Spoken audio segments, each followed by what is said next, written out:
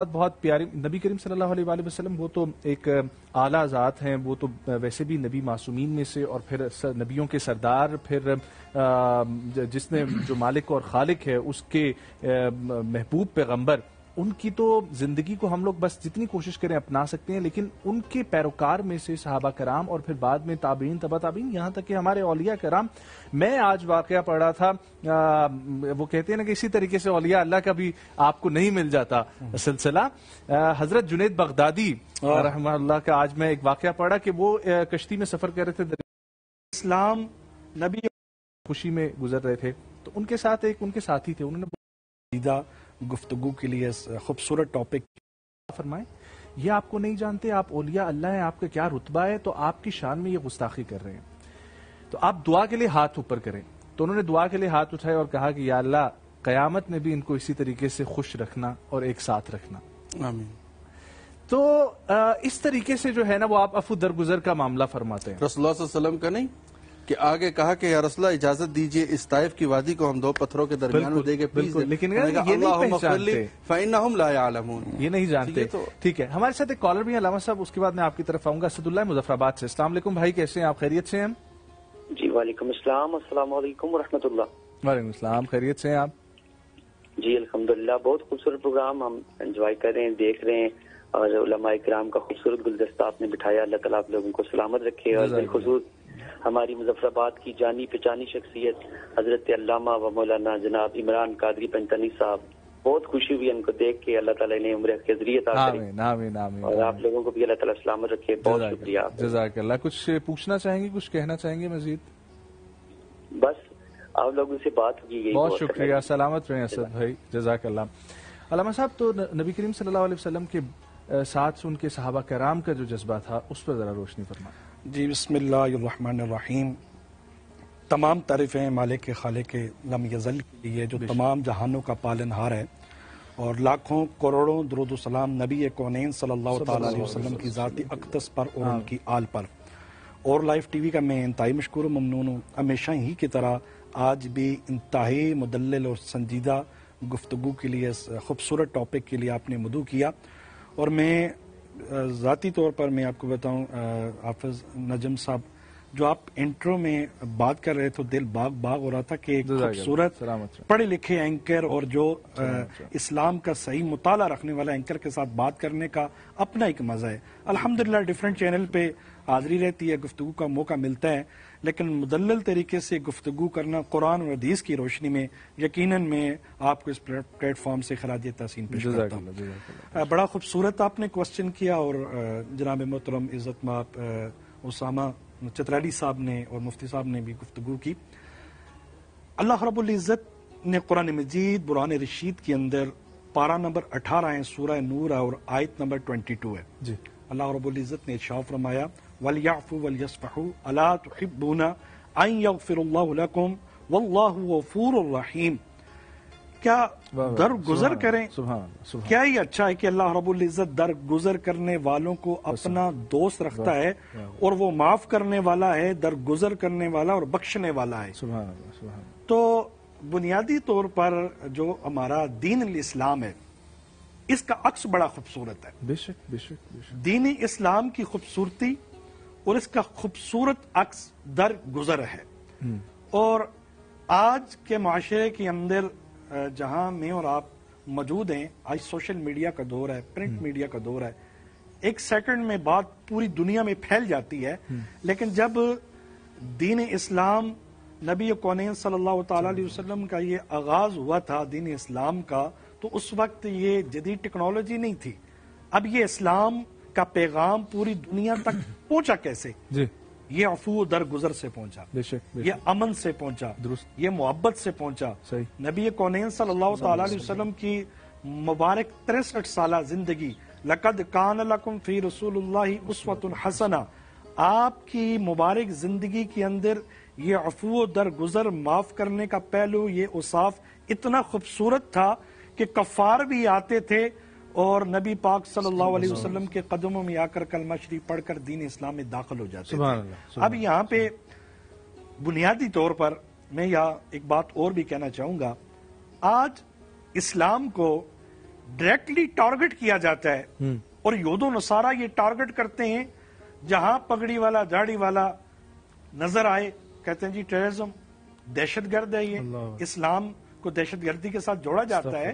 اس میں بنیادی طور پر ہمارے میڈیا کا بھی کردار ہونا چاہیے کہ میڈیا چوتھا ستون ہے، اور یہاں سے دین اسلام کا جو خوبصورت عکس ہے عفو و درگزر کا، یا اسلام کے اندر جو امن محبت اخلاص کا درس دیتا ہے، اگر یہ والا عکس ہم دنیا کے سامنے انٹرنیشنلی اگر ہم رکھتے ہیں تو ڈیفینیٹلی ایک اچھا پیغام جو ہے وہ ڈیلیور ہو سکتا ہے۔ اب میں انٹرنیشنل میڈیا کو میں اس دن CNN پہ ایک پروگرام دے رہا تھا، اور اس کے عکس میں جو فیڈ بیک آ رہا تھا، جو یہود و نصارہ ہیں، فیڈ بیک آ رہا تھا کہ اسلام ٹیررزم کے ساتھ جوڑا جاتا ہے، حالانکہ ایسا نہیں ہے۔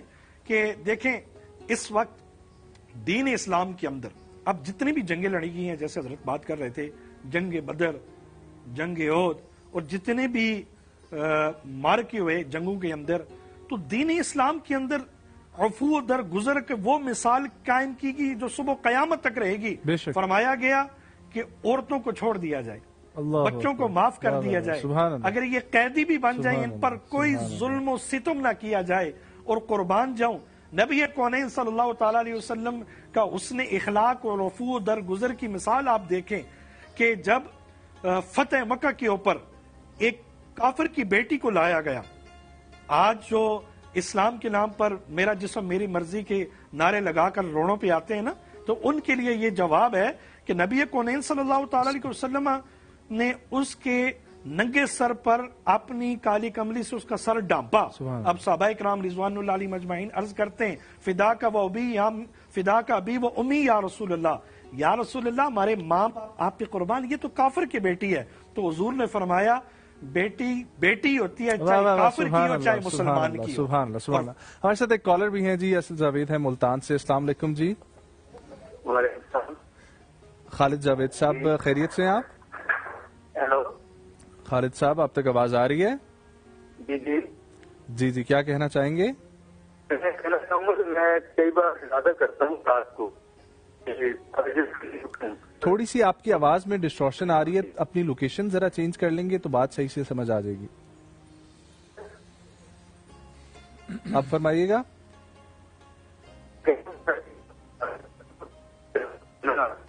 دوبارہ سے آپ جو ہے وہ آپ کال کرتے ہیں کیونکہ اس طرح کی سمجھ نہیں آ رہی تھی۔ جی جی جی علامہ صاحب۔ تو میں بنیادی طور پر جو بات عرض کر رہا تھا کہ اس وقت اتنی جدید ٹیکنالوجی نہیں تھی، لیکن دین اسلام کا جو پیغام پوری دنیا میں ڈیلیور ہوا وہ فقط اس نے اخلاق تھا، عفو درگزر تھا۔ تو آج ہماری زندگیوں میں یہ والا وصف جو ہے وہ نکل چکا ہے، معاف کرنے والا۔ ہم کہتے ہیں ایسے کو تیسا۔ آج گھر میں شادی ہوتی ہے، کیونکہ میرا الحمدللہ آپ جانتے ہیں کہ میں عرصہ جو میری جو زندگی ہے الیکٹرانکس میڈیا کی، میں خصوصاً معاشرے کے پہلو کے اوپر بھی جو کرنٹ سچویشن ہوتی ہے، ایکچوئل سچویشن، اس کے اوپر بھی بات کرنا چاہوں گا۔ تو اس کنڈیشن کے اندر اب ایک گھر میں شادی ہے تو اس کی خالہ ناراض بیٹھی ہے، جی جی جی، چاچا اس کا ناراض بیٹھا ہے، تایا اس کا ناراض بیٹھا ہے۔ اب جو معاف کرنے کے لیے وہ جاتے ہیں، معافی بھی مانگتے ہیں، لیکن اس کے باوجود وہ کہتے ہیں جی ہم معاف نہیں کرتے۔ اور یہاں پہ ایک میں چھوٹی سی حدیث کوٹ کرنا چاہوں گا، یہ تو ہے طویل لیکن میں اس کو مختصر کرنا چاہوں گا۔ نبی کونین صلی اللہ تعالی علیہ وسلم نے ارشاد فرمایا جو میرا امتی بندہ مومن کسی سے حق پہ ہوتے ہوئے بھی معافی مانگ لے، اگر دوسرا شخص اس کو معاف نہ کرے تو کل بروز قیامت وہ حوض کوثر پر اس کی کوئی جگہ نہیں ہوگی۔ میں یہی موضوع لے کے مفتی صاحب کی طرف بڑھنا چاہ رہا تھا، بہت شکریہ آپ نے یہ پوائنٹ جو ہے وہ اپنی گفتگو کے آخر میں دے دیا۔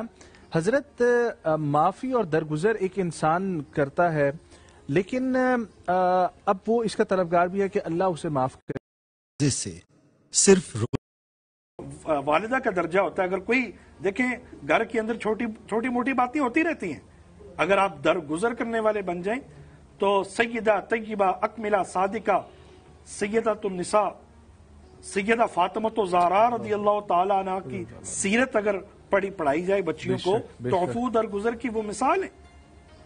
تو اس وقت گھروں کے اندر بچیوں کو طلاقیں ہو رہی ہیں، ہر دوسرے پروگرام میں کال آ رہی ہے کہ جی غصے میں تھا میں نے طلاق دے دی اور اس نے جو زبان درازی کی اور طلاق ہو گئی۔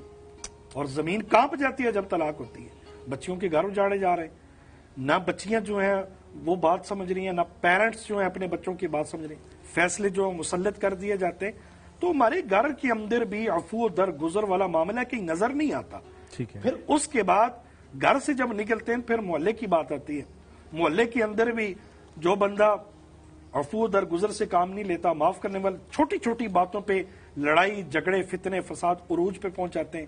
پھر اور جو سٹی ہوتی ہے, سٹی کے اندر نو گو ایریا اس کو کہا جاتا ہے کہ یہاں کے لوگ جھگڑا کرنے والے ہیں, فتنہ فساد والے ہیں. حتیٰ کہ المختصر اگر میں ایکچول بات کروں تو 99% جو جھگڑوں کی علامت ہوتی ہیں وہ عفو در گزر نہ کرنا ہوتا ہے, اور شیطان جو ہے وہ ازلی دشمن ہے. ٹھیک ہے, اور یہ بھی فرما دیجیے جو آپ اللہ پہ معاملہ چھوڑتے ہیں, جی, جو اللہ پہ معاملہ آپ چھوڑ دیتے ہیں, اس حوالے سے بھی فرمائیے گا کہ وہ کیا کس زمرے میں آپ. خوبصورت سوال آپ نے کیا. تو لرائب طیبہ طاہر کتاب کے اندر جا بجا ایک تو ہوتا ہے صرف ایک مقام پہ آیا. اب سورہ آل عمران کی آپ تلاوت کر رہے ہیں, جیسے انٹرو میں آپ سورہ نور کی تلاوت کر رہے تھے اور سورہ نور کی تفسیر آپ بیان کر رہے تھے. جا بجا اعلانات ہو رہے ہیں کہ اللہ خود اعلان فرما رہا ہے میں ظالموں کے ساتھ نہیں ہوں, میں حق والوں کے ساتھ ہوں, میں صبر کرنے والوں کے ساتھ ہوں, میں معاف کرنے والوں کے ساتھ ہوں. تو ڈیفینیٹلی مالک لم یزل کی ذات اگر جس کے ساتھ ہو تو دنیا کا کوئی بندہ اس کو گرا نہیں سکتا, مالک لم یزل اس کو بلند کر دیتا ہے. اور یہاں پہ ایک حدیث کوٹ کرنا چاہوں گا, امام طبرانی نے طبرانی شریف کے اندر یہ حدیث روایت کی نقل فرمائے, تو اور اس کو صحیح مسلم کے اندر بھی یہ حدیث مبارکہ موجود ہے. نبی کون صلی اللہ تعالی علیہ وسلم کے جو زندگی تھی, آپ کی جو تعلیمات تھی, تو ایک حدیث ہمیں ملتی ہے کہ کل بروز قیامت اعلان کیا جائے گا کہ وہ لوگ اٹھ جائیں جن کے اجر جو ہے وہ رب العالمین کے ذمہ ہے. اب جو آپ نے سوال کیا اس کے اوپر میں آ رہا ہوں. وہ لوگ کھڑے ہو جائیں, صفیں بنا لیں, جن کا اجر جو ہے وہ اللہ رب العزت کے ذمہ ہے. اب وہاں سائلنٹ ہو جائیں گے سب, ایسا کون سا اجر ہے جس نے اللہ رب العزت نے آج کے دن رکھا ہوا ہے. اب پھر منادی یہ ندا کرے گا, وہ لوگ کھڑے ہو جائیں جو معاف کرنے والے تھے, جو عفو در گزر سے کام لینے والے تھے, وہ لوگ کھڑے ہو جائیں. تو اللہ اکبر, اس وقت جو ہے وہ معاف کرنے والے کھڑے ہو جائیں گے تو مالک لم یزل اعلان فرمائے گا انہیں حساب و کتاب بغیر انہیں جنت میں داخل کر دیا جائے. ان کے لیے جنت کے دروازے وہ کھول دیے جائیں. یعنی کہ یہاں پہ ہمیں یہ پتہ چلا کہ دین اسلام کے اندر ہم بریک بینی کے ساتھ اس کا مطالعہ کریں, نبی کون صلی اللہ تعالی علیہ وسلم کی مبارک زندگی کا ہم مطالعہ کریں,